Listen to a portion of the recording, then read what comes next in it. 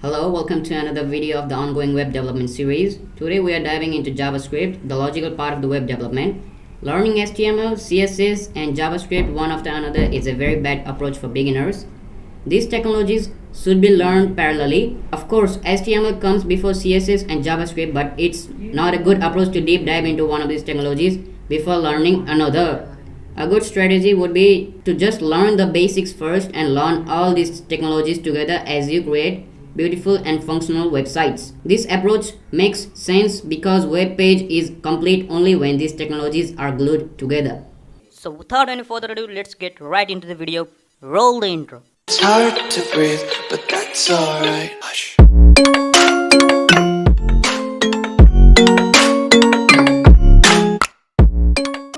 Today I will explain the basics of JS as I create a simple palindrome checker app. Just for the ones who don't know what palindrome word is, it's just a word that reads same forward and backward. Here are some examples: refer, race car, madam, etc. So let me quickly set up project for it.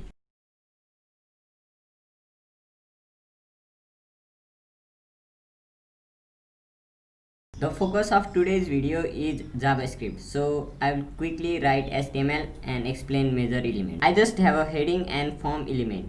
The form tag is used when a user has to input something, which is exactly the case here. Here we have an input field where the user will type the word to be checked, and this is input for submit button. Here we have h4 tag, which is currently empty. Text will be displayed here indicating whether the entered word is palindrome or not. I have also linked to the style.css file here. I have some basic CSS styles so that our app won't look horrible. I have just increased the font size of the headings and adjusted padding and margin so that the web page will look right. You are surely familiar with these properties if you are following on with this series. I will now include a link to my JavaScript file in HTML by using script tag and giving it src attribute the value of JS file name, which is app.js. Script tag is generally included at the inside body tag so that every element will be loaded before JavaScript and we can manipulate those elements in our code. To change or manipulate HTML elements, we need to have reference to the elements in JavaScript. To do so, we should use document.querySelector method. This is the common way to select any element in JavaScript. This is the common way to declare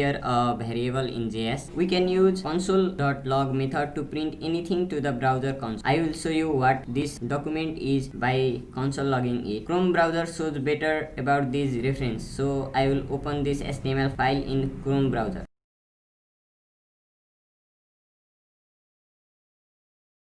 You can see that the document is a reference to whole web page. It contains all the markup of our web page. By using query selector method in the document, we are selecting the element specified here. The argument for query selector method is just like CSS selector. We use hashtag for id, dot for class, and to select tag, we just simply write the tag name here, like so. So this first line selects the element with an id of checkword and keeps its reference in this checkword element variable. I am using const keyword to define the variable, as this variable won't ever change. I am going to select this submit button and h4 tag now because I want to manipulate these elements too. I need to check whether this submit button is clicked and display the resulting message in this h4 tag. To listen for click event, we can use add event listener method on reference to the submit button, which is this check button variable. The first argument for this method is the event that we are trying to listen for, and second argument is callback function. Callback function is a function passed to another function as argument, and this function is called whenever the outer function is invoked. Here this function will be called when the click event occurs. I am using modern arrow function as callback function here. This is syntax for normal arrow function. The difference in callback arrow function is that we don't need function name, and I have passed this event as argument to this callback function. I will show you what this event argument is by console logging it.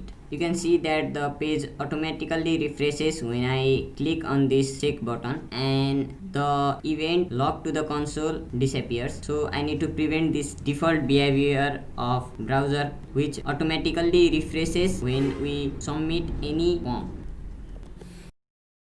Now you can see that event argument contains all the information about the action that we committed. It has properties which contain all the information about the event. You can see that this callback function is called whenever we click on this button. Now we need to grab the text which is inside this input field whenever this check button is clicked. So let me first show you what this checkboard element is. Firefox is better in terms of showing properties related to the reference. So I will open this in Firefox. You can see that there are many properties associated with this element. You can get every information about the element here. You don't need to understand all these properties. You will gradually get accustomed with them. The property that we are concerned with is the one which gives back whatever is typed inside this input field. So I will type something here and click on the check button again. And when we scroll down enough, you will see that the type text is in this value property. So I will console log this value property to double check. Now you can see that whatever we type in this field is logged to the console. Okay, we have successfully grabbed the type text. Isn't that cool? Now logic for checking whether the string is palindrome or not is to first reverse the word and check if the reverse string is same as the original. You can Google for how to reverse word in JavaScript and you will get many results there. Good developer doesn't know everything. He or she just knows how to search for anything. So if you ever get stuck, then just Google it and slowly you will get proficient one day. Let me show you my favorite method of reversing. Split method will split the given string according to the passed argument. We have nothing here, so it will just split every letters and form an array. Now that we have array of letters, we can reverse array elements using reverse method. And finally, concat the reversed array using join method. This is the shortest method of reversing. So let me now implement this in our code. I have reversed the string and kept it in reverse variable. So I will now console log it. You can see that the reverse string is logged to the console and everything is working perfectly. Okay, now I will just check if these two strings are same using if else block. You can see that the resulting message is logged in the console and it is working perfectly. But instead of logging it to the console, I want to display it as a text inside h4 tag. We can do that by using text content method in this display element which is h4 tag.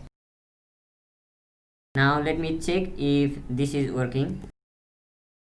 It is working fine. Instead of displaying it is palindrome, you may want to display the actual word here. Let me show you how to do that using template string. To use template string, you need to replace this single quotation by backtick. You will find this above tab key.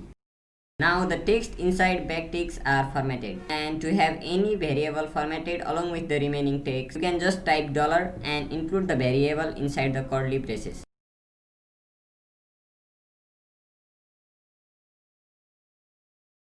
I will make this app more interesting by adding green color text when the word is palindrome and red when it is not. I will first console log this display element for demonstration. You can see that display element has style property, which again has all the CSS properties that can be applied to this element. And it also has this color property. So I will change this property dynamically in JavaScript to achieve our goal.